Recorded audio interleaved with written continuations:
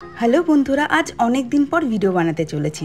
আজ কিন্তু একটু লম্বা ভিডিও হবে, তো ভ্যাকেশন ট্রিপের জন্য কিন্তু রেডি হয়ে যাও। তো ব্যারাকপুর ছেড়ে চললাম টাকির উদ্দেশ্যে।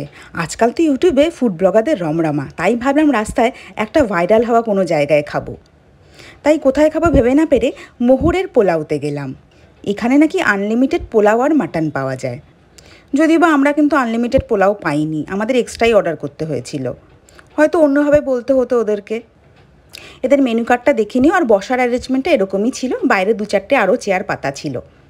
আনলিমিটেড পাই চাই না পাই, এদের পোলাও আর মাটনটা কিন্তু দারুণ খেতে ছিল। তো চলো লাঞ্চটা কমপ্লিট করে এবার যাওয়া যাক। এই সোনার বাংলা টাকি একদম ইছামতি নদীর ধারে।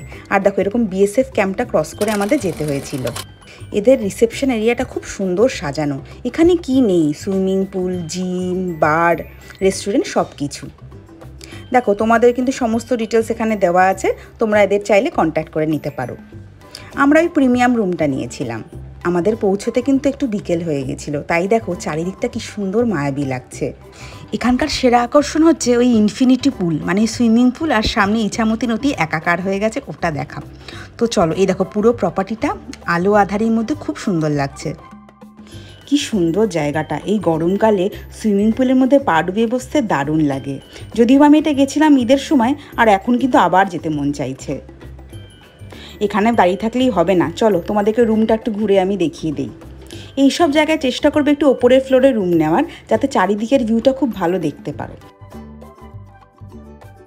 রুমটায় অনেকটা জায়গা ছিল। চলো তোমাদেরকে ব্যালকানি থেকে একটু ভিউটা দেখাই। আমাদের রুমটা একদম কর্নারের দিকে হওয়ায় পুরো প্রপার্টিটা খুব সুন্দর মতো দেখা যাচ্ছিল। ওই দেখো সুইমিং পুল, আর সাইডেই কি সুন্দর ইছামতি নদী। আর এই নদীর ওই পারে হলো গিয়ে বাংলাদেশ। কত লোকের ইমোশন জড়িয়ে আছে বলো তো এই দেশটার সাথে। সকালে তোমাদের পুরো প্রপার্টিটা ভালো করে ঘোরাবো। আর কি বলো তো, অনেকের দাবি থাকে যে বাথরুমটা কীরকম দেখাও। দেখো বাথরুমটা কিন্তু একদম নিট অ্যান্ড ক্লিন, সেপারেট বাথরুমের ব্যবস্থা আছে, আর এখানে স্নানের। চলো এবার একটু সুইমিং পুলে যাওয়া যাক। আমরা সব রেডি হয়ে গেছি ড্রেস ট্রেস চেঞ্জ করে। এই গরমকালে সুইমিং পুলে একবার নামলে আর উঠতে ইচ্ছা করে না, তাই অনেকক্ষণ কিন্তু এখানে আমরা একটু জলের মধ্যে থাকছিলাম। এখানে কিন্তু ফ্রেন্ডস ফ্যামিলি সবাইকে নিয়ে এলে আরও বেশি আনন্দ।